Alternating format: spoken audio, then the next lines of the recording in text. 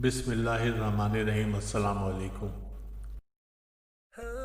एक नेक और मालदार शख्स ने अपना किस्सा लिखा है कि एक दिन मेरा दिल बहुत बेचैन हुआ। हर चंद कोशिश की कि दिल बहल जाए, परेशानी का बोझ उतरे और बेचैनी कम हो, मगर वो बढ़ती गई। बिलाखिर तंग आकर बाहर निकल गया और बेमकसद इधर उधर घूमने लगा। इसी दौरान एक मस्जिद के पास से गुजरा तो देखा कि दरवाज़ा खुला है। फ़र्ज़ नमाजों में से किसी नमाज का वक्त नहीं था।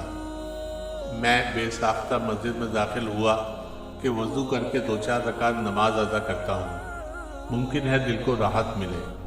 वज़ू के बाद मस्जिद में दाखिल हुआ तो एक साहब को देखा, खूब रो रो कर गिड़गिड़ा कर दुआ मांग रहे हैं और काफ़ी बेकरार हैं।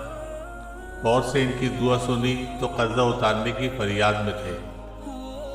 उनको सलाम किया, मुसाफा हुआ, कर्जे का पूछा, बताने लगे कि आज अदा करने की आखिरी तारीख है, अपने परवरदिगार से मांग रहा हूँ। इनका कर्जा चंद हज़ार रुपए का था, वो मैंने जेब से निकाल कर दे दिए।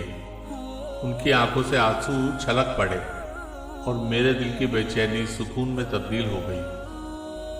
मैंने अपना विजिटिंग कार्ड निकाल कर पेश किया कि आइंदा जब भी ज़रूरत हो मुझे फ़ोन कर लें। उन्होंने बगैर देखे कार्ड वापस कर दिया और फरमाया, ना जनाब, ये नहीं, मेरे पास उनका पता मौजूद है जिन्होंने आज आपको भेजा है। मैं किसी और का पता जेब में रखकर उनको नाराज़ नहीं कर सकता।